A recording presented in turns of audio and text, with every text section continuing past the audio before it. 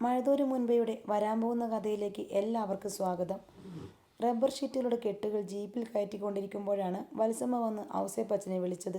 Phone ഇപ്പം നേരമില്ലെന്ന് പറ. ഔസേപ്പച്ചന് ദേഷ്യം വന്നു. അച്ചായ, ഇത് മേരിക്കുട്ടി ചേച്ചിയാ, ബംഗാളിൽ നിന്ന് ഹോൾഡ് ചെയ്യുക. ഷെടാ, ഇത് ആദ്യമേ പറയണ്ടേ. ഔസേപ്പച്ചൻ തിടുക്കത്തിൽ വീട്ടിലേക്ക് കയറിപ്പോയി. മാറ്റിവെച്ചിരുന്ന റിസീവർ എടുത്ത് ധൃതിയിൽ ഹലോ പറഞ്ഞു. ഹലോ, ഔസേപ്പച്ചനാ. ഔസേപ്പച്ച, ഞാൻ വിളിച്ചത് ഒരു അത്യാവശ്യ കാര്യം പറയാനാ. ഇന്നലെ രാത്രി കുഞ്ഞാഞ്ഞ വിളിച്ചിട്ടുണ്ടായിരുന്നു. എങ്ങോട്ട് വിളിച്ചു?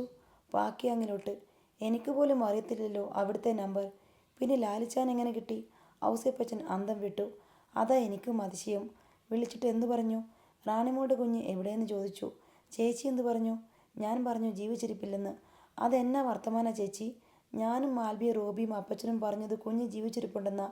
ഇപ്പോൾ ചേച്ചി ഇങ്ങനെ പറഞ്ഞപ്പം ഞങ്ങൾ നുണയന്മാരായില്ലേ? കുഞ്ഞാഞ്ഞ് രണ്ടും കൽപ്പിച്ചാണെന്നാ തോന്നുന്നേ. എന്നോട് പറഞ്ഞു കൊച്ചു മരിച്ചു പോയെങ്കിൽ ആ മരണ സർട്ടിഫിക്കറ്റ് കോടതിയിൽ ഹാജരാക്കണമെന്ന്. ലാലിച്ചായൻ അവളെക്കൊണ്ട് കോടതിയിൽ ഒരു ഹർജി കൊടുപ്പിച്ചാൽ പ്രശ്നമാകും. ജീവിച്ചിരിപ്പുണ്ടെന്ന് പറഞ്ഞിരുന്നെങ്കിൽ ആരെങ്കിലും അതിനെ ദത്തെടുത്തെന്ന് പറഞ്ഞ് തൽക്കാലം പിടിച്ചു നിൽക്കാമായിരുന്നു. മരിച്ചുപോയെന്ന് പറഞ്ഞാൽ അതിൻ്റെ തെളിവുകൾ നമ്മൾ ഹാജരാക്കേണ്ടി വരും. ഔസേപ്പച്ചനെ വിശദീകരിച്ചു. നിങ്ങളെന്തിനാ റാണിയെ കുഞ്ഞാഞ്ഞയുടെ അടുത്തേക്ക് അയച്ചത്? അതുകൊണ്ടല്ലേ ഈ കുഴപ്പമെല്ലാം? ലാലിച്ചൻ ചോദിച്ചപ്പോൾ വിടാതിരിക്കുന്നത് എങ്ങനെയാ?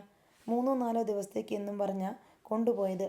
നിങ്ങളൊരു കാര്യം ചെയ്, 3 പേരും കൂടി കുളത്തൂപ്പുഴ ചെന്ന് അവളെ തിരിച്ചു വിളിച്ചോണ്ട് വാ.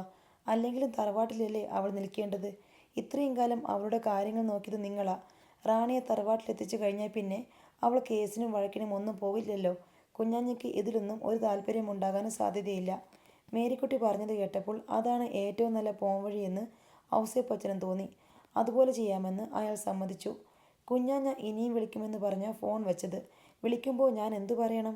റാണിയുടെ കൊച്ചിനെ മക്കളില്ലാത്ത ഒരു കൂട്ടർ ദത്തെടുത്തു പോയി എന്ന് പറഞ്ഞാൽ മതി. മരിച്ചുപോയെന്ന് ആദ്യം കള്ളം പറഞ്ഞത് എന്തിനാണെന്ന് ചോദിക്കില്ലേ? അതൊരു വാശിക്ക് തർക്കുത്തരം പറഞ്ഞതാണെന്ന് വരുത്തിയേക്കണം. കൊച്ചിനെ ദത്തെടുത്തത് ആരാണെന്ന് ചോദിച്ചാലോ? അത് പറയാൻ ദത്തെടുത്ത കൂട്ടരുമായിട്ട് എഴുതിയ കരാറിൽ വ്യവസ്ഥയില്ലെന്ന് പറഞ്ഞാൽ മതി. എടാ ഔസേപ്പച്ച, ഒരു വീണ്ടു വിചാരത്തിൻ്റെ ശബ്ദത്തിൽ മേരിക്കുട്ടി വിളിച്ചു. ഒരു കള്ളത്തരം മറയ്ക്കാൻ എന്തുമാത്രം കള്ളങ്ങൾ പറയണം? ഉള്ള സത്യമങ്ങ് തുറന്നു പറയുന്നതല്ലേ നല്ലത്. ചേച്ചി എന്തായി പറയുന്നേ? നമ്മുടെ കുടുംബത്തിൻ്റെ അഭിമാനം അതോടെ തകർന്നു പോവില്ലേ? റാണിയുടെ കൊച്ചിനെ കൊട്ടാരമട്ടൻ തറവാട്ടിൽ കൊണ്ടുവന്ന് വളർത്തുന്നത് ചേച്ചി ഒന്ന് സങ്കല്പിച്ച് നോക്കിക്കേ. ആരുടെയെല്ലാം ചോദ്യത്തിന് ഉത്തരം പറയണം. റാണിക്ക് കല്യാണത്തിന് മുൻപുണ്ടായ കുട്ടിയാണെന്നും അതറിഞ്ഞിട്ട് ഭർത്താവ് ഉപേക്ഷിച്ചെന്നുമൊക്കെ നാട് മുഴുവൻ പാട്ടാകത്തില്ലേ? നമ്മളൊക്കെ പിന്നെ എന്തിനാ ജീവിച്ചിരിക്കുന്നേ? എങ്കിൽ ഞാൻ പറഞ്ഞ പോലെ ചെയ്. ശരിയെന്ന് ഔസേപ്പച്ചൻ സമ്മതിച്ചു. അയാൾ അപ്പോൾ തന്നെ അനുജന്മാർ 2 പേരെയും വിളിച്ച് അടുത്ത ദിവസം തന്നെ കുളത്തൂപ്പുഴ പോയി ഷെറിനെ തിരികെ കൂട്ടിക്കൊണ്ടുവരണമെന്ന് പ്ലാനിട്ടു.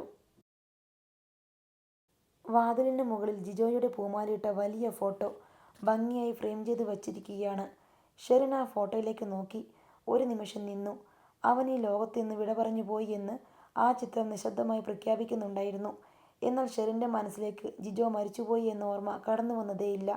മറിച്ച് അവനുള്ള ഒരു ലോകത്തേക്ക് അത്ഭുതകരമായി താൻ എത്തിച്ചേർന്നതുപോലെയാണ് അവൾക്ക് തോന്നിയത്. രേവതിക്കുട്ടി വാതിൽ തുറന്നു. ജിജോമോൻ്റെ മുറിയായിരുന്നു ഇത്, അവൾ പറഞ്ഞു. എനിക്കറിയാം, ഷെറിൻ മന്ത്രിച്ചു. അവൾ എത്രയോ വട്ടം ഈ മുറിയിൽ കടന്നു വന്നിട്ടുണ്ട്. എന്തെല്ലാം കുസൃതികൾ, എന്തെല്ലാം ഒളിച്ചുകളികൾ, എന്തെല്ലാം കളിതമാശകൾ ഈ മുറിയിൽ വെച്ച് നടന്നിട്ടുണ്ട്. ഇവിടെ വെച്ച് ജോയുമായി വാഗ്വാദങ്ങളിൽ ഏർപ്പെട്ടതും വഴക്കടിച്ചതും പിണങ്ങിയിരുന്നതും പിന്നെ ഇണങ്ങിച്ചേർന്നതുമെല്ലാം ഷെറിന് ഓർമ്മ വന്നു. ജിജു ഉപയോഗിച്ചിരുന്ന മിക്കവാറും എല്ലാ സാധനങ്ങളും അവൾ ആ മുറിയിൽ കണ്ടു. അവൻ്റെ ജേഴ്സി, ട്രാക്ക് സ്യൂട്ട്, അവൻ്റെ പുസ്തകങ്ങൾ, മാസികകൾ, വസ്ത്രങ്ങൾ, ഷൂസുകൾ, പേന, പെൻ ഹോൾഡർ എന്നിങ്ങനെ ആ മുറിയിലുണ്ടായിരുന്ന സാധനങ്ങളെല്ലാം തന്നെ അതേപടി സൂക്ഷിക്കപ്പെട്ടിരിക്കുന്നു. ഷെറിൻ അവയോരോന്നിനും തൊട്ടു തലോടി.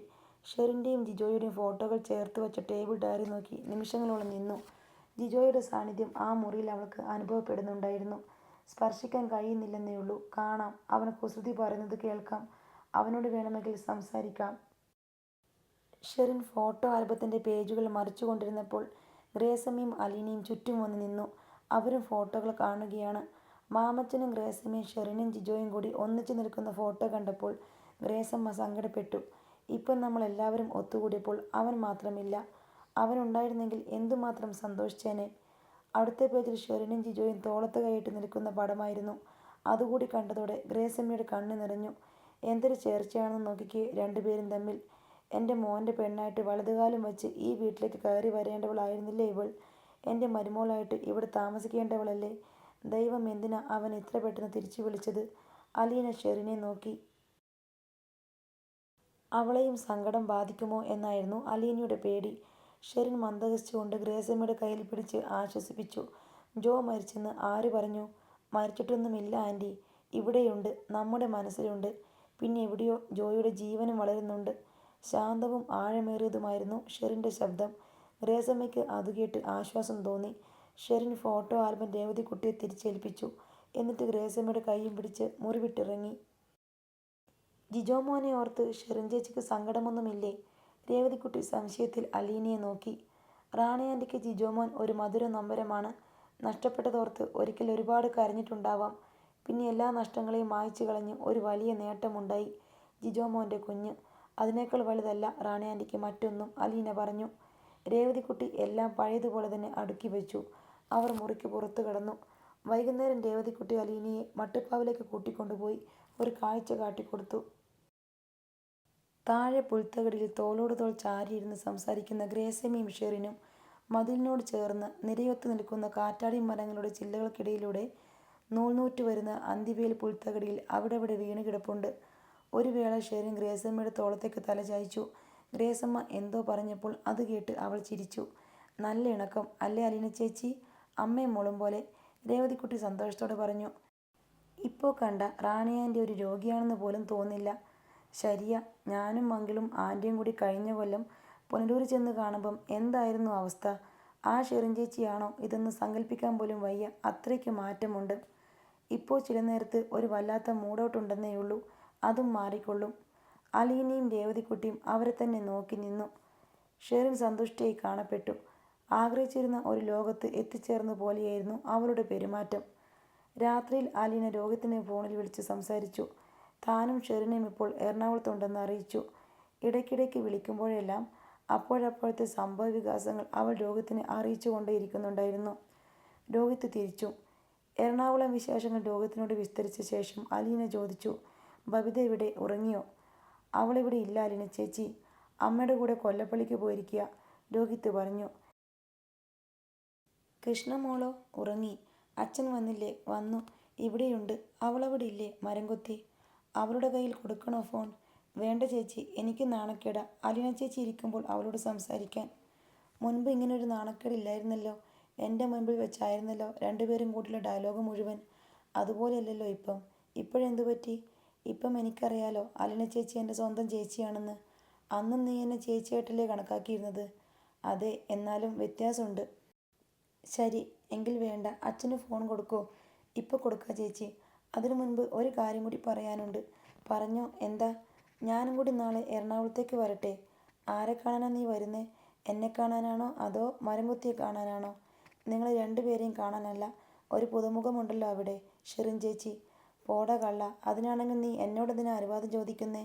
ഇങ്ങ് പോന്നാൽ പോരെ? അതല്ലല്ലോ ശരി. ശരി, ഞാൻ സമ്മതിച്ചു. അതുമാത്രം പോരാ, അച്ഛൻ്റെ അടുത്ത് ഒന്ന് റെക്കമെൻഡ് ചെയ്യുകയും വേണം. അങ്ങനെ വരട്ടെ. ഇപ്പോഴല്ലേ കള്ളി വെളിച്ചത്തായത്. എനിക്ക് നിങ്ങളെ 3 പേരെയും ഒറ്റയടിക്ക് കാണാമല്ലോ. അതൊരു വലിയ ബോണസല്ലേ, അതുകൊണ്ടാ. 3 പേരോ? അങ്കിളിനെയും ആൻറ്റിയെയും നീ വിട്ടുകളഞ്ഞോ? പൊന്നുമോനെ, അവരും കൂടി മനസ്സ് വെച്ചില്ലെങ്കിൽ എറണാകുളത്ത് വരാനും പോകാനുമുള്ള ചാൻസൊക്കെ നഷ്ടപ്പെട്ടു പോകും. അലീന ചിരിയോടെ പറഞ്ഞിട്ട് ഒളികണ്ണിട്ട് രേവതിക്കുട്ടിയെ നോക്കി. അവൾ ഇതൊന്നും തന്നെ ബാധിക്കുന്ന പ്രശ്നമേ അല്ല എന്ന മട്ടിൽ ഇരിക്കുകയാണ്. ഫോൺ അച്ഛൻ്റെ കയ്യിൽ കൊടുക്കട്ടെ? ശരി, കൊടുക്ക്. അലീന ഫോൺ കാതോട് ചേർത്ത് അല്പനേരം കാത്തു. ഹലോ, ബാലേന്ദ്രൻ്റെ സ്വരം അവൾ കേട്ടു. അച്ഛാ, ഞാനാ. ഓ, നിന്റെ സ്വരം കേട്ടിട്ട് കുറച്ച് ദിവസമായല്ലോ. ഒറിജിനൽ ഉള്ളപ്പോൾ ഡ്യൂപ്ലിക്കേറ്റിന് എന്ത് വില അല്ലേ? പരിഭവമാണല്ലോ. പരിഭവം മാത്രമല്ല, പരാതിയും.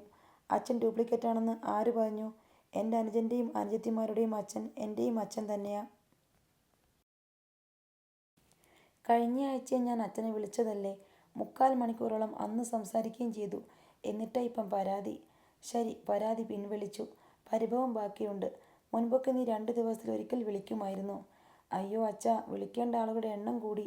രോഹിത്തിനെ വിളിക്കണം, ബബിതയെ വിളിക്കണം, കൃഷ്ണമോളെ പ്രത്യേകം വിളിച്ചില്ലെങ്കിൽ അവൾക്ക് പരാതി. പിന്നെ രേവതിക്കുട്ടിയെ വിളിക്കണം. പുനലൂരുണ്ട് 3-4 കോൾ. ഞാൻ ഒറ്റയാളല്ലേ ഉള്ളൂ വിളിക്കാൻ. അതുകൊണ്ടാ. അച്ഛന് സുഖമല്ലേ?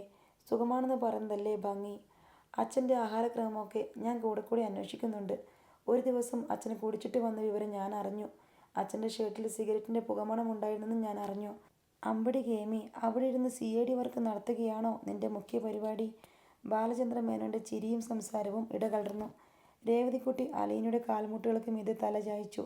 സ്നേഹാന്വേഷണക്കൊടുവിൽ അലീന രോഹിത്തിൻ്റെ പ്രശ്നം അവതരിപ്പിച്ചു. അച്ഛാ, നാളെ രോഹിത്തിനെ എറണാകുളത്തേക്ക് അയക്കാമോ? അവിടെന്താ വിശേഷം? താനിപ്പോൾ രേവതിക്കുട്ടിയുടെ കൂടെ എറണാകുളത്തുണ്ടെന്നും രോഹിത്തിനെ കാണാൻ ആഗ്രഹമുണ്ടെന്നും അലീന അറിയിച്ചു. രോഹിത്തിനെ മാത്രം കണ്ടാൽ മതിയോ? മറ്റുള്ളവരെ ആരെയും കാണണ്ടേ നിനക്ക്? ബാലചന്ദ്ര മേനോൻ ചോദിച്ചു. എല്ലാവരെയും കാണാൻ കൊതിയുണ്ടച്ചാ, പക്ഷേ എനിക്കവിടെ വരാൻ അനുവാദമില്ലല്ലോ. മനുവിനെ വിളിക്കാറുണ്ടോ നീ? ഓർക്കാപ്പുറത്ത് ആ പേര് പരാമർശിക്കപ്പെട്ടതും അലീനയുടെ മുഖത്തൊരു ഭാവപ്പകർച്ചയുണ്ടായി. ഇടയ്ക്കൊക്കെ വിളിക്കാറുണ്ട്. പതിവായി വിളിക്കുന്നവരുടെ ലിസ്റ്റ് വിവരിച്ചപ്പോൾ ആ പേര് മാത്രം കേട്ടില്ല. അവൻ നിന്നെ വിളിക്കാറില്ലേ? എന്നുമില്ലച്ചാ, ആഴ്ച 2-3 തവണ. അലീന നഖം കടിച്ചുകൊണ്ട് പറഞ്ഞു. അവനിപ്പം വലിയ പ്രതീക്ഷയാ. ഒടുക്കം അവൻ്റെ മനസ്സിടിച്ച് കളയരുത്. അലീന മൗനം ആചരിച്ചു. അല്പനിമിഷങ്ങൾക്ക് ശേഷം ബാലചന്ദ്ര മേനോൻ്റെ സ്വരം കേട്ടു. ശരി, രോഹിത്തിനെ വിട്ടേക്കാം. താങ്ക് യു അച്ഛാ, ഗുഡ് നൈറ്റ്. അലീന ഫോൺ വെച്ചിട്ട് രേവതിക്കുട്ടിയെ നോക്കി. അവൾ അലീനയുടെ കാലുകൾക്ക് മീതെ തലവെച്ച് കിടക്കുകയാണ്. നാളെ വരുമോ കൊരങ്ങൻ? രേവതിക്കുട്ടി ചോദിച്ചു. പെണ്ണെ, എൻ്റെ ആങ്ങളയെ കൊരങ്ങെന്ന് വിളിച്ചാലുണ്ടല്ലോ എൻ്റെ ചോര തിളയ്ക്കും, അലീന കപട ഗൗരവത്തിൽ പറഞ്ഞു. എന്നെ മരംകുത്തിന്ന് വിളിച്ചപ്പോൾ ഈ ചോര എവിടെ പോയി? ഓ, അപ്പോൾ എല്ലാം കേട്ടു. ചെവിയോർത്ത് കിടക്കുമായിരുന്നല്ലേടി. വേറൊരു കാര്യം കൂടി ഞാൻ കേട്ടു. മനുവേട്ടൻ്റെ വലിയ പ്രതീക്ഷയിലാണെന്നൊക്കെ. അലീനയുടെ മുഖം മ്ലാനമായി. രേവതിക്കുട്ടി അവളുടെ താടി പിടിച്ചു കുലുക്കി. എന്തു പറ്റി? എനിക്കതിപ്പോൾ വലിയൊരു സങ്കടമാ മോളെ. രേവതിക്കുട്ടി അവളുടെ മടിയിൽ നിന്നും എഴുന്നേറ്റു. അവളുടെ വിഷാദം കലർന്ന മിഴികളിലേക്ക് നോക്കി. എന്തിനാ സങ്കടപ്പെടണേ? പപ്പ ഒരിക്കലും സമ്മതിക്കില്ല. ഈ പപ്പയൊക്കെ എപ്പോഴാ ഉണ്ടായത്? അതിനു മുൻപേ മനുവേട്ടനെ ഇഷ്ടപ്പെട്ടതല്ലേ അലീന ചേച്ചി? കടപ്പാട്ടൂർ വീട്ടിലെ സെർവൻ്റ് മാത്രമായിരുന്നപ്പം അലീന ചേച്ചിയെ സ്നേഹിക്കാൻ ഈ മനുവേട്ടനല്ലേ ഉണ്ടായിരുന്നുള്ളൂ. പപ്പയ്ക്ക് ഒട്ടും ഇഷ്ടമല്ല മോളെ. കൊല്ലപ്പള്ളി വീട്ടുകാരെക്കുറിച്ച് കേൾക്കുന്നത് പോലും വെറുപ്പാ പപ്പയ്ക്ക്. കടപ്പാട്ടൂരിൽ നിന്ന് അച്ഛനോ രോഹിത്തോ കുളത്തൂപ്പുഴ വന്നാൽ പപ്പയുടെ മുഖഭാവം മാറും. ആ ബന്ധങ്ങളെല്ലാം ഞാൻ ഉപേക്ഷിച്ചിരിക്കണമെന്ന പപ്പയുടെ ആഗ്രഹം. അങ്ങനെ കേണലിൻ്റെ ഇഷ്ടത്തിനനുസരിച്ച് ജീവിക്കാനുള്ളതാണോ മറ്റുള്ളവരുടെ ജീവിതം? കേണൽ വേണമെങ്കിൽ കേണലിൻ്റെ ഇഷ്ടം പോലെ ജീവിച്ചോട്ടെ. അതിനുവേണ്ടിയാണല്ലോ ഭാര്യയും മക്കളെയും ഒക്കെ വല്ല നാട്ടിലും താമസിപ്പിച്ചിട്ട് കുളത്തൂപ്പുഴ ബംഗ്ലാവിൽ വന്ന് കിടക്കുന്നത്. അവിടെ ആകുമ്പം ആരും ചോദിക്കാനില്ല. ആകെയുള്ളത് കുറേ പട്ടികളാ. അവറ്റേക്ക് തീറ്റി കൊടുത്താൽ എപ്പോഴും വാലാട്ടി കാണിച്ചോളും. രേവതിക്കുട്ടിയുടെ സ്വരത്തിൽ അമർഷം കലർന്നിരുന്നു. ഞാനിപ്പം ആ കുടുംബത്തിലെ അംഗമായില്ലേ മോളെ? പപ്പയുടെ സംരക്ഷണയിലല്ലേ ജീവിക്കുന്നത്. ആരുടെയും വാക്ക് കേൾക്കുന്നയാളല്ല പപ്പ. ആരുടെ മുൻപിലും തലകുനിക്കുകയുമില്ല. പക്ഷെ ഞാൻ എന്തെങ്കിലും ആവശ്യപ്പെട്ടാൽ പപ്പ അത് സാധിച്ചു തരും. എന്നോട് അത്രയ്ക്ക് സ്നേഹമുണ്ടായിട്ടല്ലേ? അതിനേക്കാൾ സ്നേഹമില്ലേ മനുവേട്ടൻ അലീന ചേച്ചിയോട്? പപ്പയേക്കാൾ മുൻപേ സ്നേഹിച്ചു തുടങ്ങിയതല്ലേ? അങ്ങനെ നോക്കുമ്പോൾ ആർക്കാ മുൻഗണന? അലീന വിഷാദത്തോടെ മന്ദഹസിച്ചു. മുൻഗണന വെച്ച് നോക്കിയാൽ നീയാണ് എനിക്ക് ഏറ്റവും വേണ്ടപ്പെട്ടവൾ. പിന്നെ അച്ഛൻ, മനുവേട്ടൻ, രോഹിത്ത്. പക്ഷേ അങ്ങനെയാണോ ശരിക്കും? ഇപ്പം എനിക്കെൻ്റെ പപ്പ കഴിഞ്ഞ് ലോകത്ത് മറ്റാരുമുള്ളൂ. നിനക്കിപ്പോൾ ഞാനാണോ വലുത്? അല്ലെന്ന് എനിക്കറിയാം. അങ്കിളും ആൻറ്റിയും കഴിഞ്ഞ് എനിക്ക് സ്ഥാനമുള്ളൂ. നാളെ നീയൊരു കല്യാണം കഴിച്ചാൽ ഭർത്താവായിരിക്കും നിൻ്റെ ജീവിതത്തിലെ ഏറ്റവും വലിയ ആൾ. മറ്റുള്ളവരൊക്കെ പുറകിലായി പോകും. അതങ്ങനെ തന്നെ വേണം. അലീന ചേച്ചിയുടെ പപ്പയ്ക്ക് സമ്മതിച്ചാലെന്താ? പപ്പയ്ക്ക് അതിനേക്കാൾ വലിയ കണക്കുകൂട്ടലുകൾ കാണും. എനിക്ക് ഏറ്റവും നല്ല ഒരു ജീവിതം കിട്ടണമെന്നേ പപ്പ ആഗ്രഹിക്കൂ. കൊല്ലപ്പള്ളിക്കാരെ വെറുപ്പായതുകൊണ്ട് മാത്രമായിരിക്കില്ല പപ്പയുടെ എതിർപ്പ്. എൻ്റെ അമ്മയുടെ സ്വന്തം മാങ്ങളുടെ മകനല്ലേ മനുവേട്ടൻ. ക്രിസ്തീയ ആചാരം അനുസരിച്ച് ഞങ്ങൾ തമ്മിൽ കല്യാണം കഴിച്ചുകൂടാ. പപ്പയുടെ മനസ്സിൽ അതുമുണ്ടായിരിക്കും. ഇങ്ങനെയൊക്കെയാണെങ്കിൽ ചേച്ചി എന്തിനാ ആ പാവത്തിന് പ്രതീക്ഷ കൊടുത്തത്? ഉള്ള കാര്യമങ്ങ് തുറന്നു പറഞ്ഞുകൂടായിരുന്നോ? നിനക്കും എന്നോട് ദേഷ്യം തോന്നുന്നു അല്ലേ? ആദ്യമൊക്കെ ഞാൻ പറഞ്ഞതാ മോളെ, എന്നെ അങ്ങനെ കാണരുത്, നടക്കില്ല എന്നെല്ലാം. എത്രയോ തവണ ഞാൻ വിലക്കി. പക്ഷേ ചേച്ചി ആ നിലപാടിൽ തന്നെ ഉറച്ചു നിൽക്കണമായിരുന്നു. ഇതിപ്പോൾ പാതി വഴിക്ക് ഉപേക്ഷിച്ചിട്ട് പോകുന്ന പോലെ. ഞാനും ഒരു മനുഷ്യ സ്ത്രീയല്ലേ മോളെ? എന്നോട് അത്രയും സ്നേഹം കാണിക്കുമ്പോൾ അതിനെതിരെ ഞാൻ എങ്ങനെ പിടിച്ചു നിൽക്കും? ഗദ്ഗതത്തിൽ അലീനയുടെ വാക്കുകൾ മുങ്ങി. ഏയ്, എന്താ ഇത്? അലീന ചേച്ചി കരയാ? കഷ്ടം, ഇത് കള്ളക്കരച്ചില, കണ്ടാലറിയാം. ഒന്ന് പോടി.